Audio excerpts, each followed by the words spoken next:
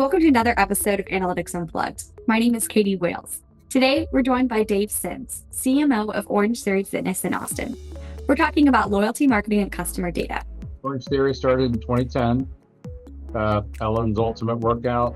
Some people who are still with us decided that would be a great thing to bring to the masses, franchised it, and it's, now it's 1,500 studios, 34 countries, almost 1 million members worldwide. So it's huge. Wow. Yeah. And in less than 15 years, almost 15 years. Yeah. Awesome. With a little detour of the global pandemic in between. Yes. Like 25% of gym companies closed down during the pandemic. So it's weird because our competition is so much more now than it was before, but still the mom and pops, just a lot of people didn't make it through it. So. Right. That's interesting. So the bigger concepts became more competitive, but you lost a lot of the smaller. Yeah. And everyone says we don't compare ourselves to pre-COVID, but that's all, once you've been at like 100%, it's hard not to make that your 100% of what your membership could be, your revenue could be, your classes could be, all those sort of things. Because it's, it's an art and a science. It's a math problem. If you've got this many stations in your studio and this many classes, you come up with how many people you should. Anyway, it's just post-COVID. Everyone talks about it. The world changed. People's behaviors changed. People used to go before work or after work when they drove to work. They're not driving to work anymore. All these things we know. So it hit a lot of industries hard. It really, everyone figured out how to come up with a home gym. Peloton went like that, then they went like that. So it's, we say we survived COVID. I think we've got long COVID. We're still trying to right size our business model for a lower membership count and a shift desire. It's not, it used to be all treadmill all day, aerobics. Now it's all strength. The big boxes taking out treadmills to put more weights in there. Orangetheory is kind of limited, but we've added strength only classes. Everyone's adjusting to the, what the world wants. I like it because it's no longer, when we do our transformation challenges, for example, losing weight is a component of it, but so is growing lean muscle mass. So, people just have different fitness goals, which is, it's nice because whatever your goal is, we can help you get there. Right. And it's just adapting. I feel like also as beauty standards and things change as well, people want different. Yep. Mm-hmm. Yeah. How long have you been with Orangetheory? Or how long have you been, how long have you been franchising and how long have you been with the company as a whole? Yeah. Well, I've been here 2.5 years. December 1, I guess. 2.5 years. But I've been with a lot of other, I've had a fairly long career before fitness. So I've been more on the franchisor side with GNC, with La Quinta Hotels, and then a lot of other more straight retailers. Right. Okay. Yeah. What got you into the fitness world? Just looking for something new? I've always, in my 20s, I was in the Navy. I was a Navy diver. I got into Ironman triathlon. So I've always been a fitness person. Mm-hmm. And when the opportunity came up to take my profession, marketing, and do it in the fitness world, it was kind of a perfect match. So it's, and now my daughter is a coach with Orangetheory. And she came to it because she was my, +1 to get a free membership. So she would work out with me. Liked it so much, she became a coach. Now she's a head coach at one of our good studios here in Austin. So it's cool. It's all in the family. Yeah, you guys really drank the Kool-Aid. Well, the orange Kool-Aid. You can see the roll. That's great. That's awesome. Yeah. That's awesome. So let's see. I guess we'll get into some of the questions just to talk about your history with marketing and kind of some of the trends that you've seen. I know talking about the fitness world adapting to different trends. I guess marketing in the fitness world as well has adapted to a lot of big changing trends. Really big right now. I know this is a huge buzzword with personalization, AI, automation, all of the fun buzzwords. Yeah. What does your experience look like with that? How has that helped with the customer journey? Just whatever. Yeah. It's, I started after Navy and engineering school. I started at Procter and Gamble, and one of the things they did there was moment zero. So just getting someone to buy the product is really moment zero. It's great, but it doesn't mean anything if they don't use it. And so, moment one is when they take it home and they use it or whatever that is, in our business, it's great if we can sell a membership, but it's really about, they're the big boxes, the Planet Fitnesses, the $10 a month. And this isn't disparaging on them. I've got a membership to one of them, but there's no way all their members can work out at the same time, Right. so they don't push people to work out. They want the membership. We measure, most of our KPIs once we get members is around, studio utilization, what percentage of the classes are full. We shoot for around 80%, 80% or more utilization. We do a ton on member retention, but not really from a marketing perspective. It's all about member experience. We hold our coaches accountable for keeping our members engaged. We're putting more with data and putting some more, I come from as much a loyalty marketing background as anything else. But our members are, I joke, I've been at Procter & Gamble, Nordstrom, Toys R Us, GNC, La Quinta Hotels, a lot of places. And this is really, I joke, this is the first place where people get our logo tattooed on their body. We have No way. our thing is a splat. But it's when they originally came up with it, it's supposed to look like a fat cell splatted. But people get that logo on their body. It's a passionate group. But that's not everybody. And, it's a pretty hard workout. So people come in, they try it. They're not used to it. We've got a lot of things to overcome. We know what typical concerns about starting are. We tell ourselves and we tell our members that everyone can work at their own different, work for their own different goals. And it really comes down to the data to get us there. Our corporate office is continually improving. We have our own proprietary heart rate monitor. You can track, kind of second by second within the app, whether you're on the treadmill, whether you're on the rower or on the floor. We have different zones where you're green, red, orange. If you're in the orange zone or red zone, you're in the aerobic zone. And if you get 12 or more minutes in, the orange or red zone, you get this, EPOC, we call it, excessive post-oxygen consumption, which it means you're going to burn calories for the next 36 hours. So the workout lasts beyond that.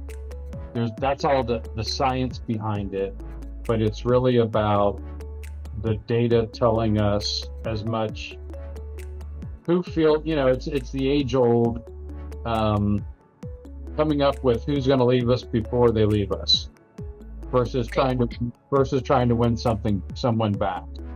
And, we used to do it based on data that we can see, and people would make the call. And what I mean by that is, I think with AI, with machine learning, new modern level would tell us it looks like this person's about to leave even when we wouldn't have seen that if we were just using the data that we have access to. Because Right. the risk is, we go with our gut, or we haven't seen them in 3 weeks in the studio. You call them up and say, hey, I haven't seen you in a while. And it's a reminder to them that they want to cancel their membership. That's bad. Right. You know, but if they were going at this rate, the science behind the data is really helpful in that most of those calls we make, and we have the studio that, typically the coaches make those sort of calls, and the feedback is, yeah, I've been sick, I'll be in next week, so those are typically good calls. And once we can kind of catch that behavior before they get out of it, and once they decide they're quitting, then it's a really hard path to take. So it's really the understanding of the member behavior, and there's a lot that goes into it on how they, what type of member they were before. So it's really impressive what the Orangetheory corporate data and analytics team. They're mostly based out of Seattle, so they went to the right place for it. But the tools they give the members, the tools they give us, we operators, just in the last year or two are really tremendous. And it really shows with our retention rates are, when I got here, I was shocked when they told me what kind of our attrition is. And because I thought that was an annual. It's like, no, that's per month. It's a fairly expensive membership. We're a boutique fitness company.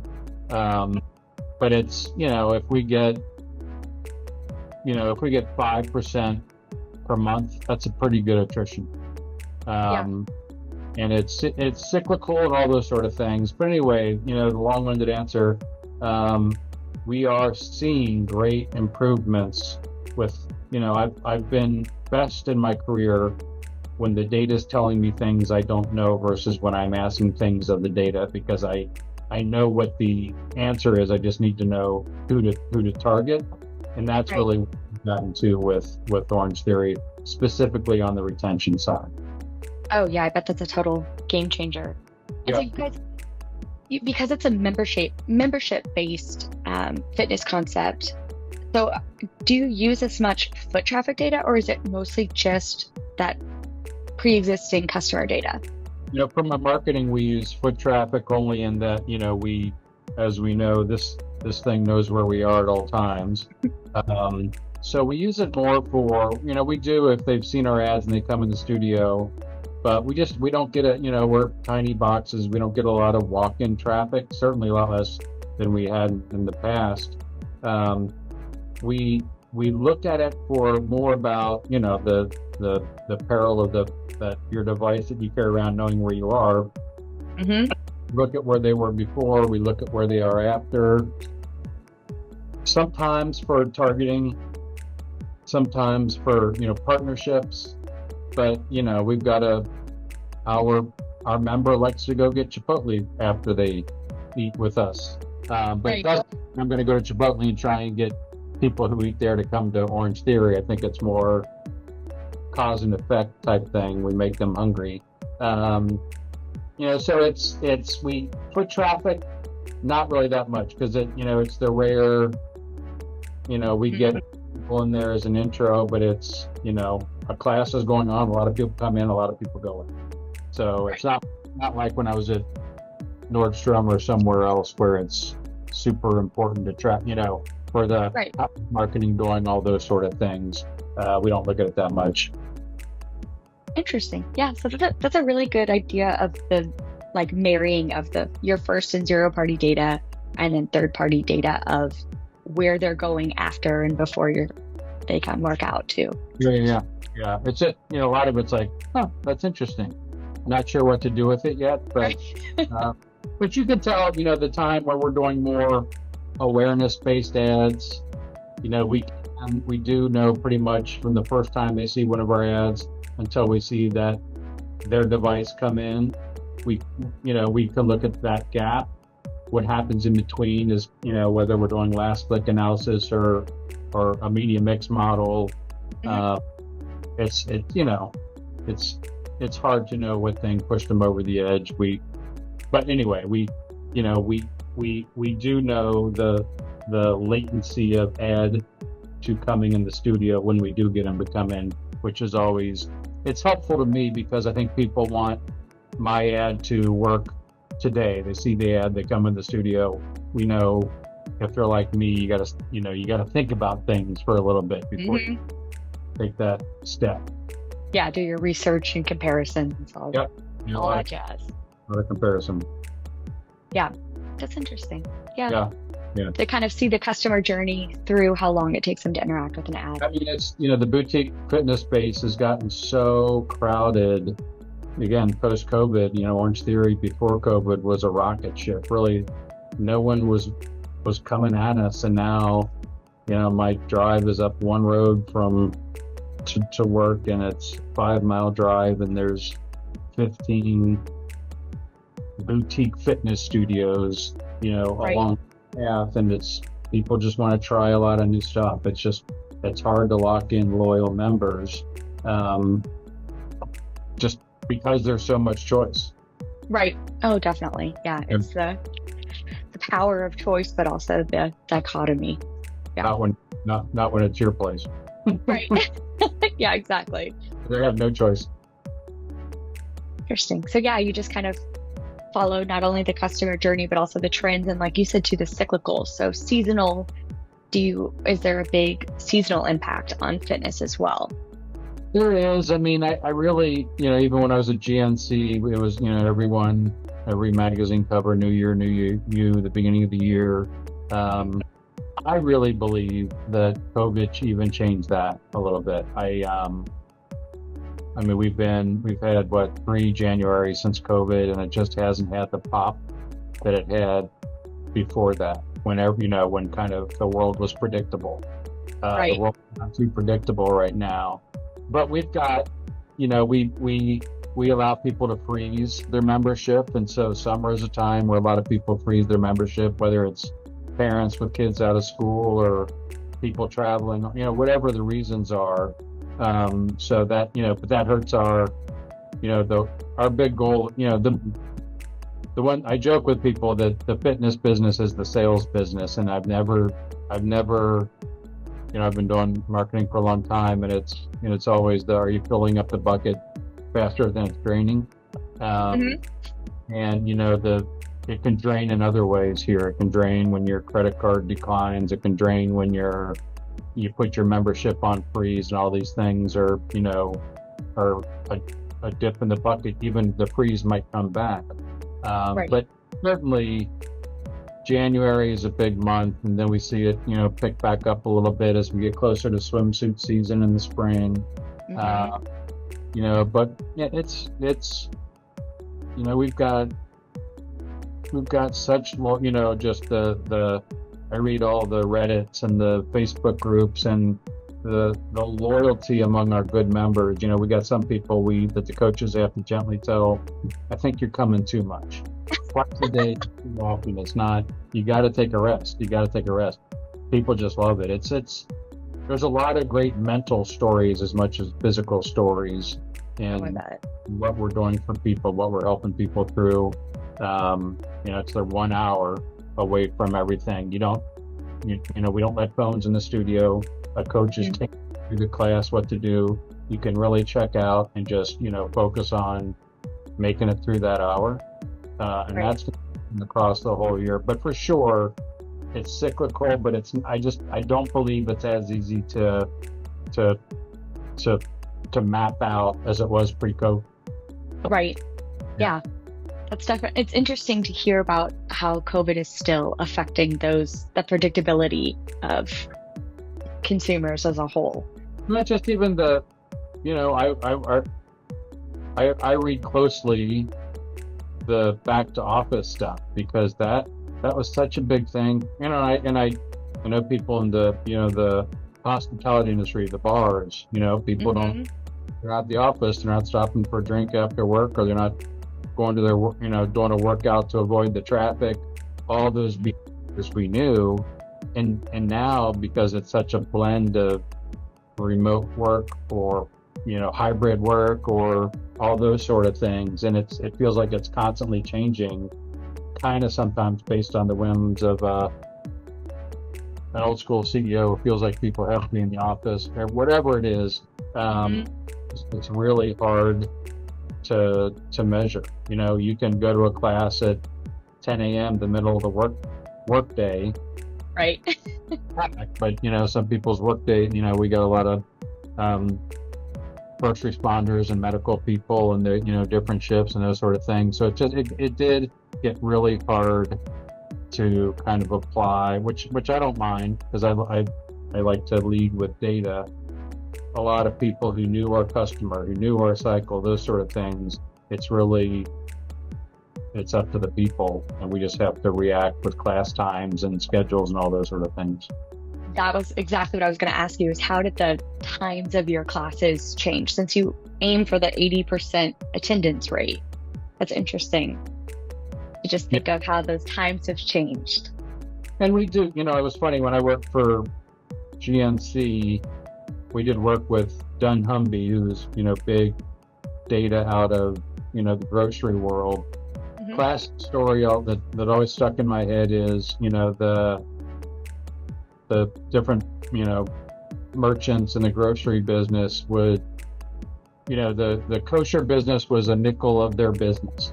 They said, let's get rid of kosher. But what they didn't look at is the basket of the kosher shopper. And when the kosher goes away, their entire basket goes away. So when we were at GNC, it was, we had a lot of exclusives because we were the biggest on the block in terms of supplements. And when we did customer focus groups on why people had left us, it was the one thing that was an exclusive to us that was in their basket, when it either went away or it wasn't exclusive anymore, then their entire basket shifted to, the world figured out supplements as a good business. So Target, Walmart, wherever it is. So, we've always had a 5 a.m. class, and it might only have 10 members in it. And, the coaches get paid based on number of people in the class.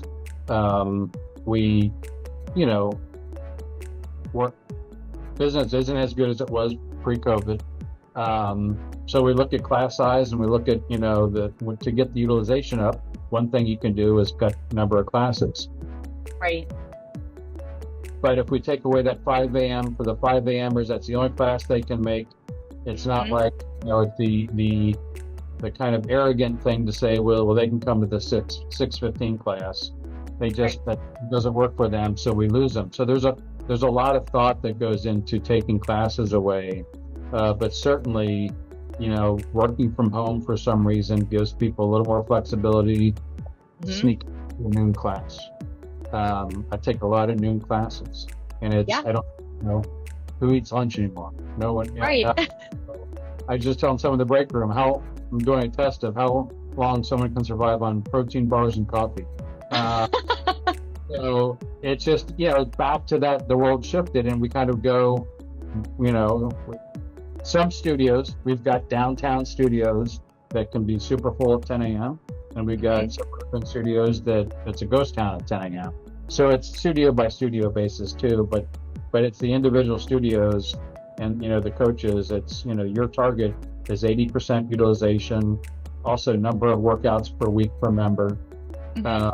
Okay. So it's really kind of balancing those two things. You cut classes that might hurt your workouts per week per member, but it might grow your utilization. So there's a little, that's that art and the science of those two KPIs that we really use on the coaching side. Right. Well, that's interesting that I didn't know that the coaches were not responsible, but like earned more based on more people in the class. Yeah.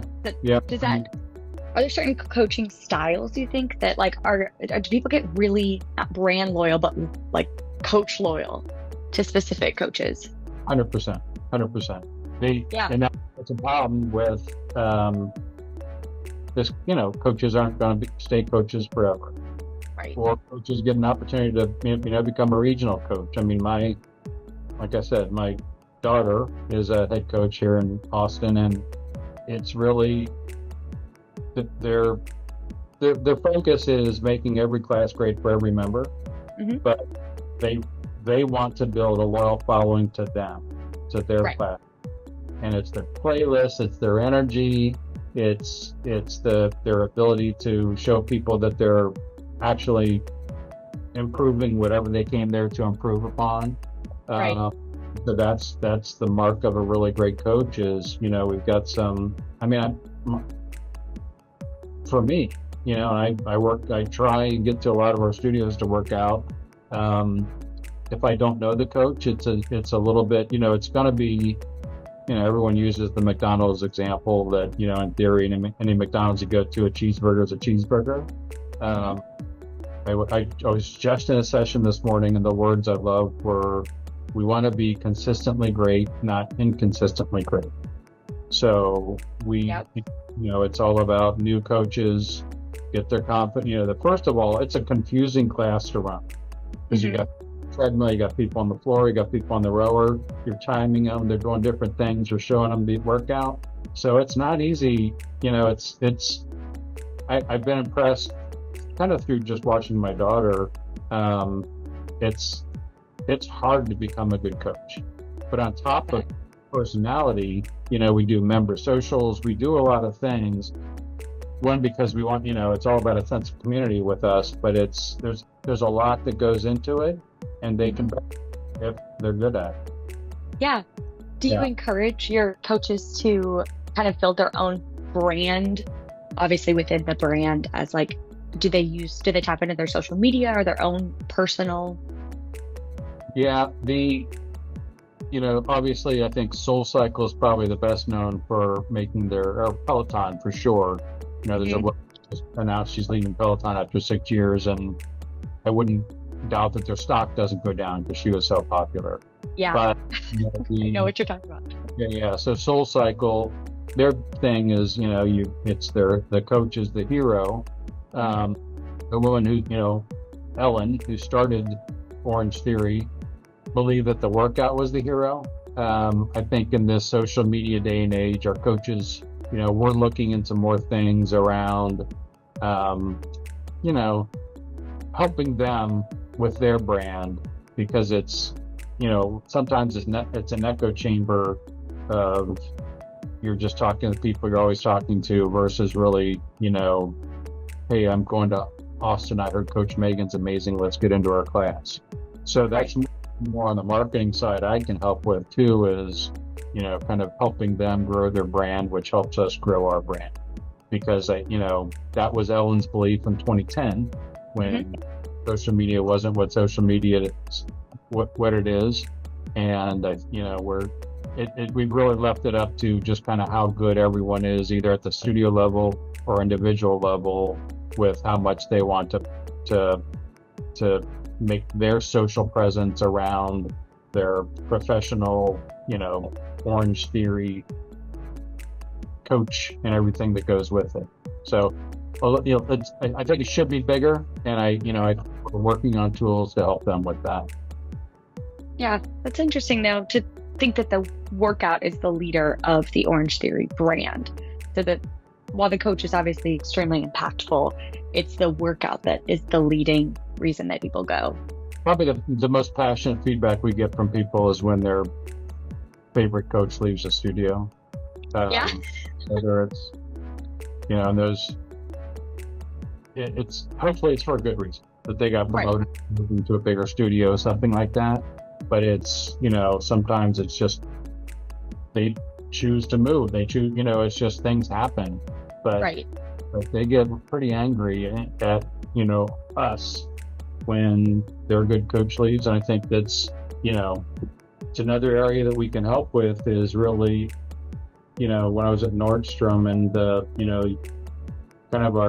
we had a lot of data that showed who our best customers are based on behaviors. And I think, kind of one of the very best is someone who's got a aligned with a personal shopper.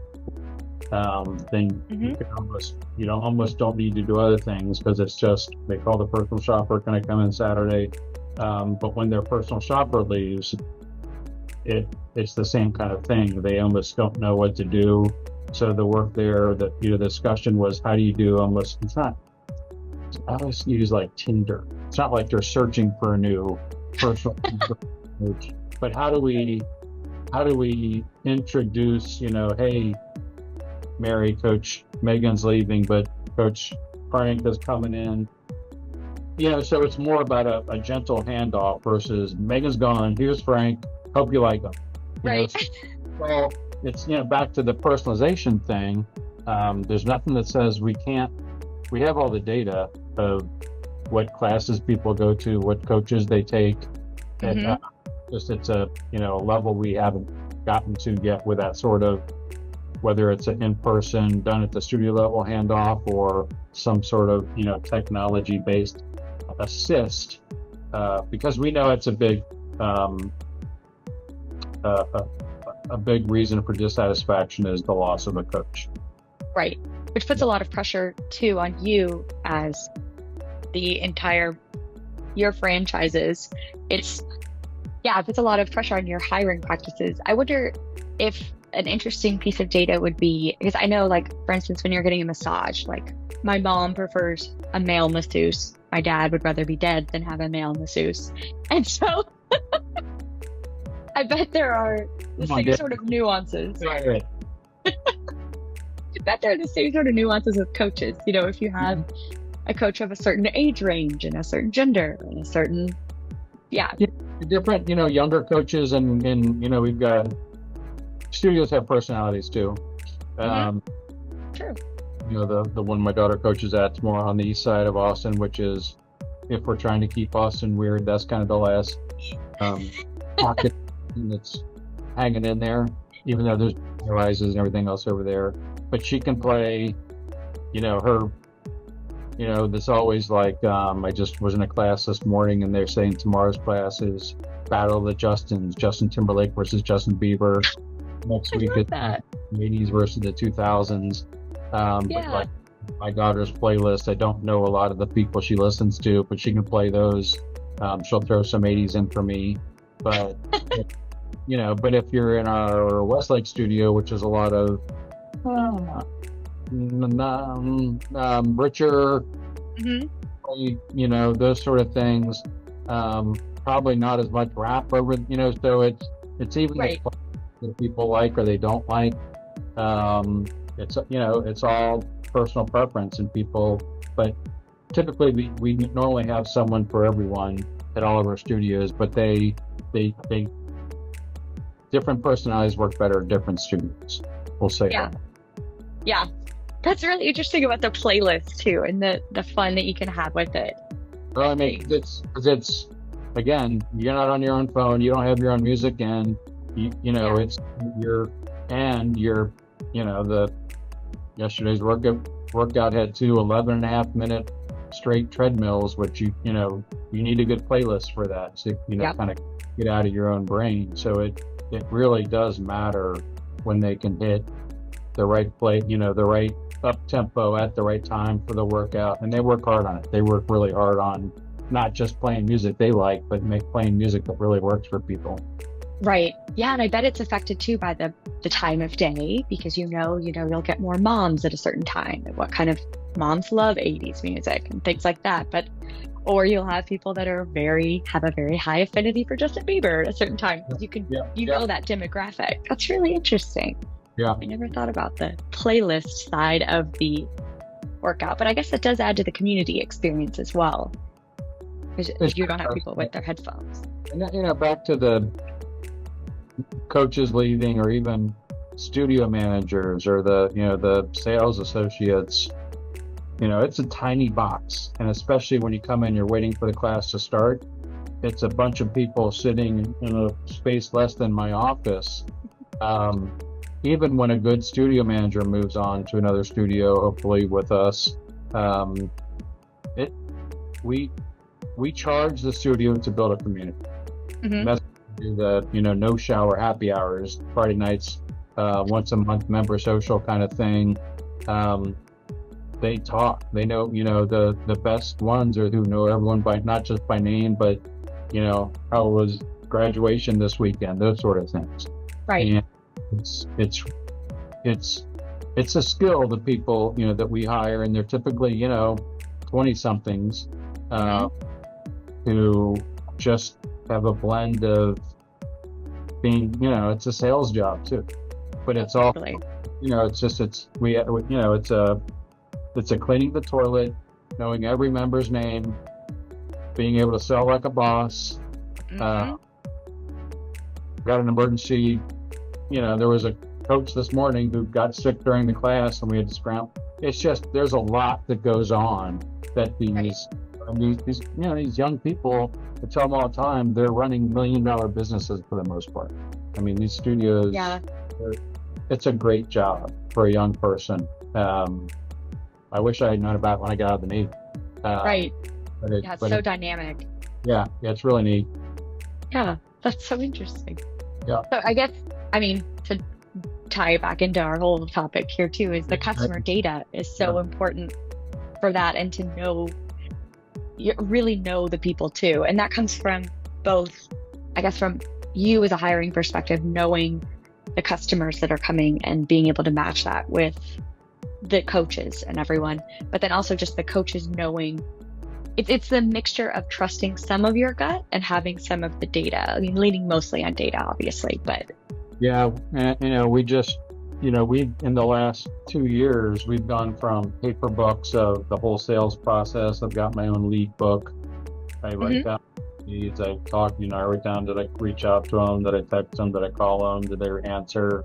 And again, back to the, what our corporate group has provided. It's, we've probably got 5 different, apps that are, one is at a studio level, and it showed the amount of data, it's incredible, both their KPIs, where they are in terms of, our funnel is, we get a lead, everyone gets a free intro class.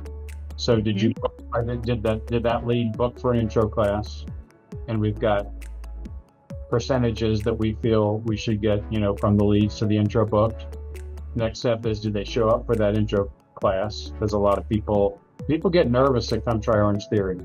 I've been doing Ironman triathlons for all my life, and I was still super nervous when I took the first class, because your information's up on a big screen with, your heart rate, what spot zone you're in, all those sort of things. One's looking at your stuff, no one's looking at your stuff. But so from intro booking to taking that intro, it's another percentage we look at, and then closing that sale.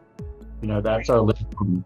And, we've got measures that we hold people accountable. If you're, above the goal, you're green or versus red. We have a little bonus if your studio is green in all 3 of those. The orange and red for that side is a negative thing. It's not the 36 hours of calorie burning. But they also have a lot of really great tools in there. On the lead side, we can see the average time from the lead comes in to when they contact them. We'd like that to be 0.5, meaning within a half a day, we've reached back out to you. It shows how many times they've approached a lead, how many times it took before they got the sale. And that's data that we've never had before. That would take going through those books and doing math and everything. Yep. Even better than that is, I talked a little bit before around the data around, it looks like someone's going to leave. But we've got so much, here's a list of people who they've been with us 7 days. Call and make it, how's it going? 14 days, 21 days. We've got people who are coming up on their 50th class, their 100th class, their 100, milestones, hugely important to us. There's so much data in there on the, we would, in the olden days on the retail side, it's called clienteling. We did that in such a good way. And these tools are really some of them within the last 6 months, and our job now is to teach people. Not everyone is a, start your day with data-driven person. That's kind of how I've made my career. You can't just roll this stuff out and expect them to use it. So we have contests first, because you have to check the box that I called this person. So, if you're above some standard in your studio, we t-shirts for something. Right. But it's a lot of education that has to happen around not just what it is, because you could check a box and say you made the call, but you make the call and someone who hadn't been in studio for a little bit is in studio the next few days, they start to sense that it's working, and it builds on itself.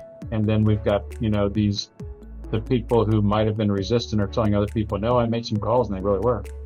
Yeah. So client, no one calls it clienteling in fitness, but it's phenomenal, the just the touch points that are provided to us, that all we have to do is, one, this is being grossly generalization.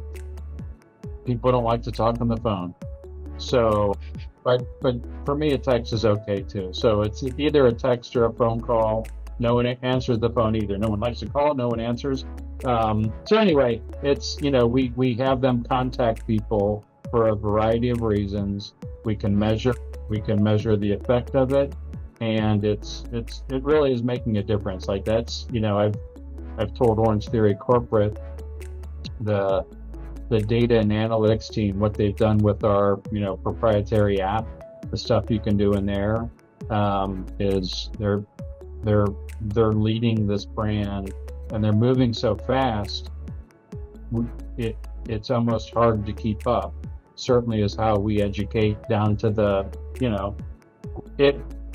Right. We've got some people who are part-time on Sunday morning.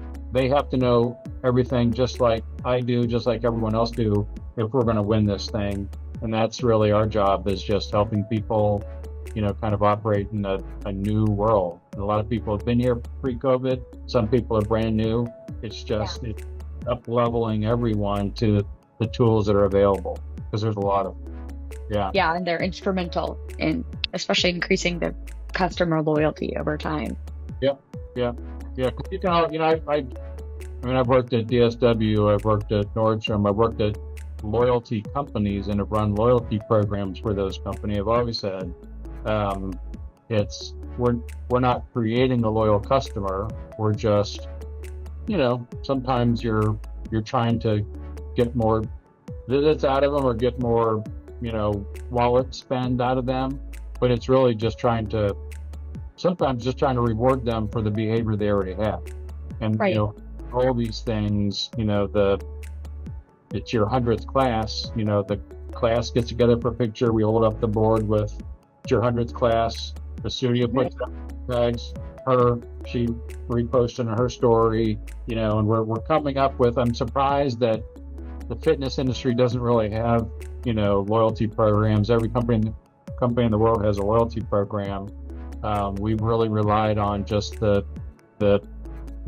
brand, the workout, the energy from doing that. And, we're looking at some things just to, surprise, we have people who have over 2,000 classes with us. It's hard to even do the math on that, but, I joke we should buy them a new car. Right. Or just maybe a water bottle, something. Yeah. Something branded. We've got signs on the wall that says 100 classes, 200 classes, and you get to sign your name. So it feels good when you hit those milestones, even for, those of us who work in the office. It's a big deal when you hit those milestones. And tells the studio every day, here's all the milestones, birthday, anniversary, all those sort of things. So more of that. That's awesome. Yeah. Because it feels lousy if it's your 100th class, but the studio doesn't. They don't do anything. So anyway, all the data is there at our fingertips now, which is amazing. Right. And doing something like recognizing their 100th class milestone is something that's already ingrained in your data. It's just having that creativity to find out how to use it and how to promote. And something as simple as writing their name on the board. I know someone that just hit their 100th class on my Facebook, and I didn't know she even went to Orangetheory, and now her Facebook is like, she drank the Kool-Aid. My goodness, she is the orange flavored Kool-Aid. But yeah, so it's super exciting to just even just rewarding somebody by saying, hey, we're paying attention to you. We know it's your birthday. We know that you've hit this many classes or your anniversary. That's really awesome. Really interesting. When I was at, you pull some from all these places. When I was at DSW, I had a really great CMO there. And I think we were talking about, opening a new store or something like that. And then, he had all these bits of wisdom, but it was, if you were moving and you were having a party at your house, you would invite your friends. So if we're opening a store, we should invite our friends who are other, customers. And I think, if you're, our version of that is a birthday or a milestone. If we say we've got a community, it's not just for the person whose 100th class it is. It's other people then, because you don't always talk to everyone in the class. Some people are shyer than other people, but this gives people something to talk to that person about or ask them a question about, or, people always want to know what shoes to wear when you go to Orangetheory, or what, I see guys asking what shorts do you guys wear. So, it builds on that community aspect, and but it starts with the data. It starts with knowing that person who's coming in today, it's their 100th class, and that it didn't used to be that easy to get that information. So it's pretty great what we have access to now. Right. Oh yeah. The customer data technology is so awesome. I mean, even things like just putting in your phone number when you go in the store and you get, or I'm thinking of a bar in particular where you get a free beer on your 15th visit or whatever. But sometimes like I said, I've been all those places I've been. I did customer data, analytics, loyalty programs, but it's my Juice Land's, smoothie shop here in town. All I got to do is give them my phone number, and every once in a while they go, "Oh, you got $3. You want to use this?" Absolutely. Yeah. That's all it takes. It doesn't have to be that complicated. Right. But I agree with you. They had to have the system in place, because I go to 5 different stores and those sort of things. So it's, everyone's looking for some sort of recognition. They get mad when you can't do it, because right. We all do it, but buy something on your phone that makes you type everything in, forget it. If I can't do Apple Pay, or if it doesn't pull up all my information, I'm not typing a full credit card number in. That's no. Or it drives me crazy when I buy something for someone's baby shower and then I'm just bombarded with baby ads. It's like, how does Amazon not know me well enough to know that I don't have a baby? Like, just those little nuances as a consumer, especially knowing the customer data and being in the world of all of that. It's like, I feel like it drives me so crazy. It'll make me not buy something. Well, when I worked at Babies R Us, Toys R Us, that was we built a loyalty program that in theory was supposed to run cradle to grave and then circle of life, because it was really, if some company should have all that data, you put it on your baby registry, the baby's born, you get all the stuff bought, then they would classically lose people from 18 months to 4 or 5 years. So how do you transition them over to buy the first side? Yeah.